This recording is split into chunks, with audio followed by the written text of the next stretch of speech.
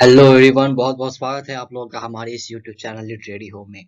तो आज हम लोग डिस्कस करने वाले हैं मरीना को, जो कि टीएस एलियट जी के द्वारा लिखा गया था। तो चलिए शुरू करते हैं। Marina Marina by T S Eliot. As we know that इनका जो जन्म है वो 26 सितंबर 1888 में हुआ था, और इनकी जो डेथ है वो 4 जनवरी 1965 में हुई थी। इनका जो पूरा नाम है वो थॉमस स्ट्रेंस एलियट है।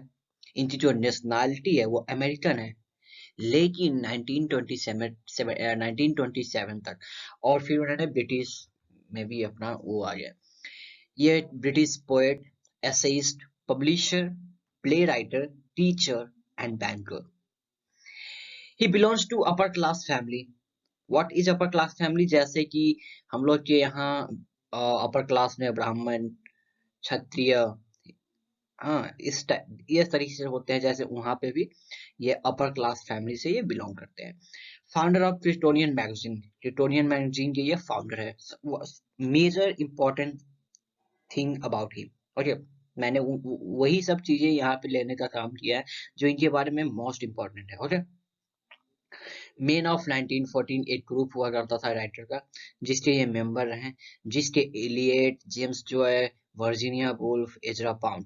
एजरा पाउंड से तो इनका मतलब एक अच्छा रिलेशन भी रहा है। हाँ, तो इन्हीं के अमेरिका से ही वो बिलोंग करती थी, तो एक अच्छा इजरा पाउंड से इनका अच्छा रिलेशन भी रहा। शेक्सपियर के हैमलेट को इन्होंने मोनालिसा इन लिटरेचर कहा है अपने क्रिटिसिज्म में। हैमलेट एंड इट्स इनका जो एक वर्क आया था क्रिटिसिज्म में, तो इन्होंने मोनालिसा इन लिटरेचर को, हैमलेट को मोनालिसा इन लिटरेचर कहा था अपने क्रिटिसिज्म में। Okay, in 14 years he influenced by Edward Fitzgerald, Rubaiyat of Omar Khayyam. एक Omar Khayyam, Rubaiyat of Omar Khayyam नाम का एक बुक आया था, जो कि एडवर्ड फिट्जराल्ड द्वारा लिखा गया था। तो 14 साल की एज में जब इन्होंने ये किताब पढ़ी, तो उनसे वो बहुत इंस्पायर्ड हुए। इनके सम इम्पोर्टेंट वर्क है the love song of J. Alfred, Rudyard Kipling poem, and Prufrock other odes. उसके बाद The Wasteland, one of the important one of the important work, The Wasteland, and one of the important works. तो चलिए देखते हैं, this is about Marina the poem. तो as we know that this poem belong to a group of poem. Okay, एक group of poem आया था 1927 में इनका। इसका उसका नाम था द एरियल ऑफ पोएम, ठीक ना। तो द एरियल ऑफ पोएम में इनका 29 नंबर जो पोएम था वो मरीना पोएम था। ओके, जो कि 1927 से 1930 के बीच में आया था, एक सीरीज आया था, मतलब मैगजीन में आया था। This is a personal poem of Eliot publish in 1930। Okay, this poem is focusing on the rediscover of his lost daughter Marina. Actually ये क्या है कि शेक्सपियर का एक प्ले है पेरिकल्स, जिसमें कि पेरिकल्स किंग होते हैं। ओके, ध्यान से सुनते रहिएगा कि पेरिकल्स एक किंग होते हैं। शेक्सपियर का एक प्ले है पेरिकल्स। तो पेरिकल्स में किंग होते हैं, जिन्होंने, वो एक बहुत ही अच्छे किंग है, लेकिन क्या होता है, लेकिन वो अच्छे हस्बैंड नहीं है, वो अच्छे फादर नहीं है। Why?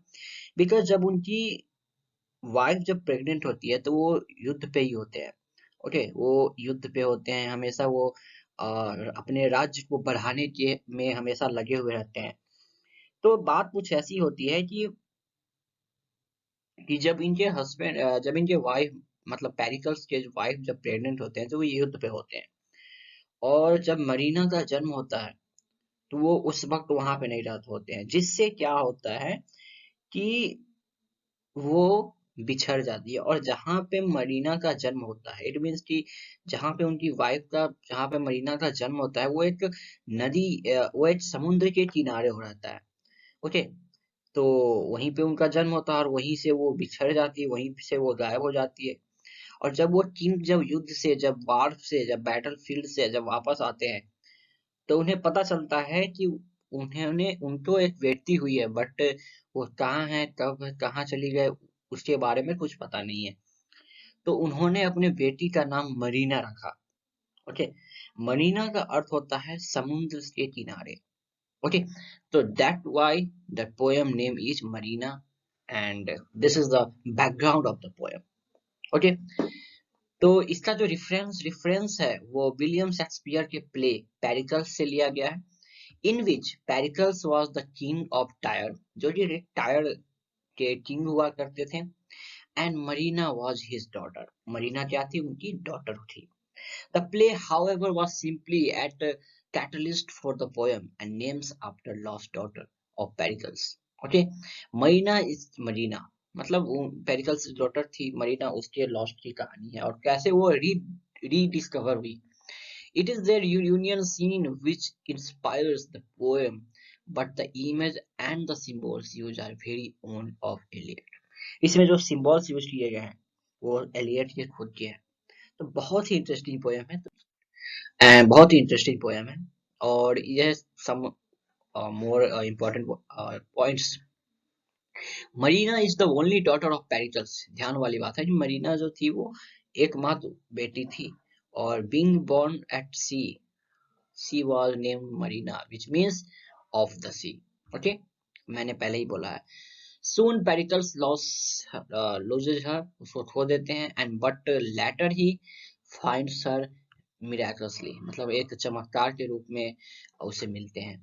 The second stanza of the poem taken by from Bible. Okay, Bible से लिया गया है. And as we know that Bible talks about the seven scene of life. Bible जो है वो 7 सीन के बारे में बात करता है, और उसी 7 सीन में से यहाँ पे 4 सीन, मतलब चार जो पाप होते हैं मनुष्य के, वो यहाँ पे लिए गए हैं टीएस एलियट के द्वारा. तो चलिए शुरू करते हैं without doing any further delay. Let's start the poem. तो पोएम कुछ इस तरीके का है कि यहाँ पे आप, मतलब ये जो है ये पोएम का हिस्सा नहीं है, बट मतलब ये पोएम के मीनिंग से डिफरेंट है, बट यहाँ पे टीएस एलियट के द्वारा लिया गया है. वाई? बिकॉज यहाँ इससे पता चलता है कि टीएस एलियट के लिखने का क्या स्तर था, उनकी मतलब मेंटालिटी, मतलब उसकी उनकी जो एक कनेक्टिविटी थी उनके चीजों में, उस इस चीज से पता चलता है.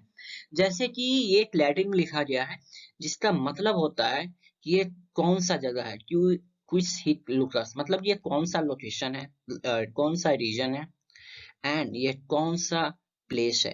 ओके, ये क्या बोला, ये क्यों बोला, एक्चुअली इसके पीछे एक स्टोरी है. स्टोरी कुछ इस तरीके की है कि एक किंग हुआ करता था, एक किंग हुआ करता था हरकुलस. ओके, एक हरकुलस नाम का किंग हुआ करता था, जो कि उसके किसी राज्य के किसी मेंबर ने उस पे एक ब्लैक मैजिक कर दिया, जिससे वो क्या हुआ कि उसने अपने वाइफ और अपने डॉटर का वो मर्डर कर देता है, और उसके बाद वो गहरी नींद में सो जाता है. लेकिन जब वो गहरी नींद से जागता है तो वो देखता है कि उसके सामने खूनों की नदी बह चुकी है, वो उनकी वाइफ का कत्ल हो चुका है, उसके डॉटर का कत्ल हो चुका है. तो उसी में वो सरप्राइजिंग वे में बोलता है कि ये कौन सा जगह लोकेशन है, ये कौन सा रीजन है, ये कौन सा प्लेस है. ओके, एक्चुअली ये लाइन है वो हरकुलस नाम का एक प्ले है, जो कि लैटिन में लिखा गया था लूसियस के द्वारा 14th सेंचुरी में. तो उन्हीं के द्वारा लिखा गया था. तो यहाँ पे इस वे में, मतलब यहाँ पे सैड वे में बोला गया था, सिचुएशन कुछ अलग था, लेकिन यहाँ पे भी ये चीज हो रही है. तो यहाँ पे कुछ इस तरीके का है कि जो पेरिकल्स हैं, द किंग पेरिकल्स, वो शिप पे हैं और वो आइलैंड में हैं, मतलब आइलैंड की ओर बढ़ रहे हैं, और वो एक शिप पे हैं, समुद्र में हैं. तो क्या होता है कि what seas, what shores, what grey rocks and what island, what water lapping the bow, and scent of pine and the wood thrush singing through the fog. What image return, oh my daughter. Okay, बहुत ही famous अच्छा line है कि ये कौन सा समुद्र है, ये कौन सा सोर्स है, ये कौन सा रॉक है, पहाड़ है, ये कौन सा आइलैंड आ रहा है. What water lap in the वो ये कौन सा पानी है, कौन सा समुद्र का पानी है जो बोट को लैप कर रहा है, कवर कर रहा है. And scent of pine and the wood thrush singing through the fog. एक wood thrush, एक सेंट ऑफ पाइन, पाइन मतलब एक बर्ड होता है जिसका एक मेलोडी होता है, उथ्रस एक मेलोडी का नाम है. सिंगिंग थ्रो द फॉग, एक फॉग है, ठंड का मौसम है, और मौसम में क्या होता है, फॉग, कुहासा, कोहरा. सॉरी, कोहरा जो होता है वो ठंड के मौसम में जो फॉग होता है, तो आप दूर के चीजों को देख नहीं सकते। तो सेम चीज with happen with Pericles, the king Pericles. तो वो फॉग से क्या हो रहा है कि आवाज आ रही है, एक मेलोडी आ रही है, thrust melody. And what image return, वो कौन सा इमेज आ रहा है? ओ माय डॉटर, ये तो मेरी बेटी का इमेज है। मतलब ये फिक्स नहीं है कि वो उनकी बेटी है, मतलब इट्स जस्ट इमेजिनेशन, इमेजिनेशन है कि मे बी वहां पे मेरी बेटी हो। Okay. Those who sharpen the tooth of dog, meaning death. Those who glitter with the glory of the humming bird, meaning death. Those who sit in the sky of contentment, meaning death. Those who suffer the scarcity of the animals, meaning death. यही line है जो Bible से लिया गया है। This line is inspired by Bible. इसका meaning क्या होता है कि जो always sharpen the tooth, it means जो हमेशा रिवेंज लेने के मतलब प्रयास में रहता है, उसका मीनिंग क्या होता है? डेथ होता है। रिवेंज लेने के प्रयास में रहता है, उसका उसी का बुराई होता है, डेथ उसी को उसका हार्म होता है। Those who glitter with glory, those जो अपने प्राइड को महसूस करता है, जो अपना शो ऑफ करता है, उससे ह्यूमन बर्ड की तरह, एक बर्ड से कंपेयर किया जाए कि जो हमेशा शो ऑफ में लगा रहता है, हमेशा अपने आप को घमंड में रहता है, उससे उसी का बुराई है, उसी का उसका हानि होता है, उसी को उसका मतलब हार्म पहुंचता है। Those who sit in the style of contentment, मतलब जो हमेशा greedy टाइप का होता है, अनसेटिस्फाइड होता है चीजों से, हमेशा लालच में रहता है उसमें, तो उसको उसी से उसका भी मीनिंग डेथ होता है। Those who suffer the scarcity of the animal, meaning death. Okay. जो मतलब जिनके अंदर इमोशंस नहीं होते हैं, जो जिनके अंदर ह्यूमन मतलब एनिमल के जैसे रिएक्ट करते हैं, तो उसका भी मीनिंग क्या होता है? डेथ होता है। अब ये राइटर ये बोल क्यों रहे हैं, पेरिकल्स ये लाइन बोल क्यों रहा है? इसके पीछे रीजन है, क्योंकि ये सारे चीज उन्होंने पास्ट में किया है। उसने पास्ट में किया है, उसने भी रिवेंज लिया है, उसने भी अपने आप को प्राइड मतलब अपने आप शो ऑफ किया है, उसने उसका भी बिहेवियर एनिमल टाइप का था। तो उसने ये इसलिए वो बोल रहा है कि उसने वो पाप किया है। आर बिकम अनसटेबल, अब उसके बाद बोलते हैं कि are became unsubstantial reduce by wind. अब क्या है कि इन सब चीजों का मेरे लाइफ में अब कोई एग्जिस्टेंट नहीं है। अब मैंने जो पाप किया उसका उसका जो है वो एग्जिस्टेंस मेरे लाइफ में अब नहीं है। क्यों नहीं है? नहीं है क्योंकि वो अब हवा के जैसे है, वो हवा के जैसे वो उड़ चुका है। क्यों भाई? A breath of pine and a wood song fog. A breath of pine, एक पाइन के मतलब एक गहरी सांस के जैसे वो जो मतलब वुड सॉन्ग जो आ रहा है उस फॉग से, उससे वो मतलब मिट चुका है। क्यों? By this place dissolve of place, मतलब इससे डिजॉल्व, मैं इस प्लेस में घुल जाना चाहता हूँ, इसी में मतलब घुल मुल जाना चाहता हूँ, इस तरीके से। क्यों ये लाइन बोल रहे हैं? क्योंकि उनको फील हो रहा है कि वो उनकी बेटी मतलब वो उनकी बेटी है। अब वो अपने पास्ट लाइफ को भुलाना चाह रहा है। कौन? Pericles. What is this face less clear and clear, वो कौन सा चेहरा है जो क्लियर है, धीरे धीरे क्लियर हो रहा है। The pulse in the arm less strong and stronger. अब कैसे होता है जब धीरे धीरे आपके सामने कोई चेहरा आता है, तो आपके नर्व्स जो है, आपके जो पाल्म्स है, हार्ट का जो जो मतलब पल्स है, वो धीरे धीरे तेज होता जाता है। गिवन और लेंथ, इट्स मतलब गिवन और लेंथ मतलब ये सच में रियलिटी है या नहीं है? More distance than stars and nearer than the, ये डिस्टेंस मतलब कि ये स्टार से बहुत दूर है, स्टार के जैसे ये दूर है, डिस्टेंस लग रहा है, लेकिन ये आंखों के बहुत समीप हो रहा है। whispers and small laughter between leaves and hummingbird, मतलब लोग मतलब एक दूसरे पे हंस रहे हैं। between leaves and hurrying feet, लोग का चलने का जो आवाज है मुझे सुनाई दे रहा है। मतलब इट मीन्स कि वो अब कॉन्शियस हो रहा है, वो कॉन्शियस हो रहा है। एक्चुअली क्या था कि पेरिकल्स वो सोया हुआ था, लेकिन जब वो उसके आंखों में, जब वो जहाज पे फील कीजिए कि वो जहाज पे था, पेरिकल्स वो सोया हुआ था, रात का समय है। और लेकिन जब उसके कानों में जब वो जो मेलोडी थी वो कान में पहुंची, तो वो धीरे धीरे वो कॉन्शियस हो आया। और वो बोला पहले कि मैं, ये कौन सा जगह है, ये कौन सा रीजन है, ये कौन सा जगह है, ये कौन सा आइलैंड है, ये तो मतलब जाना पहचाना सा चेहरा टाइप का लग रहा है। Feel is just it's just a imagine, nothing else, there is nothing reality, it's just the imagine of the Pericles, the king Pericles. तो वो बस सोचता है कि, और वो बोलता है कि हो ना हो मेरी यहीं पे मेरी बेटी मिल सकती है।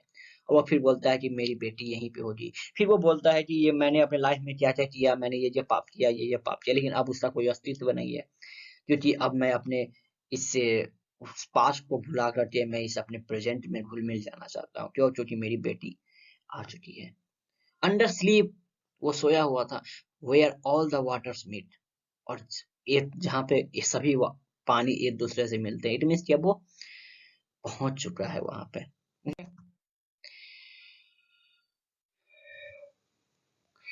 वो speed track with the eyes and paint cracked with hurt.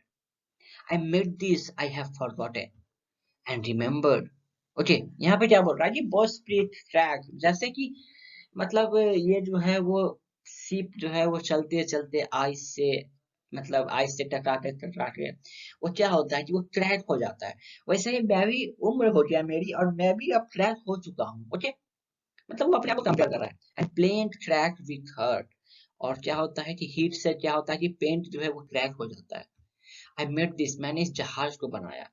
It means कि मैंने अपने बेटी को जन्म दिया। This is the symbol which has used by writer T.S. Eliot. It means I made this, it means मैंने इस जहाज को बनाया और मैंने मैरीना को जन्म दिया। बट आई हैव फॉरगॉटन, लेकिन मैं भूल गया। इट मीन्स कि मैंने जहाज को भूल गया, लेकिन बोल कैसे रहे, मरीना को भूल गया। एंड रिमेम्बर, और याद है।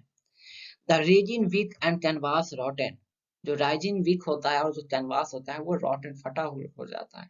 बिटवीन 1 जून एंड अनदर सितंबर, 1 जून से अनदर सितंबर के बीच में, मतलब समय से बदलता है तो वो जो कैनवास लगा होता है शिप पे वो भी पुराना हो जाता है। Made this annoying half conscious unknown my own, चलो हो जाने दो इस अननोइंग को, हाफ कॉन्शियस जो है उस अननोन को मेरा। The garboard stair, okay, the garboard strake leaks and the seam need caulking, मतलब कि जो गैप है, जो मतलब मैंने समय के चलते जो गैप आ गया है उसको, गैप को अब भर जाना चाहिए। गैडबर्ड स्ट्रक लीक्स, जो लीक्स आ गए हैं उसको अब भर जाना चाहिए, मतलब कि उनकी बेटी और उनमें जो भी रिलेशन में जो गैप हो गया है आप उसको भर जाने दो। Okay, it's just imagination. This form, this fairs, this life, living to live in world of time beyond me, let me.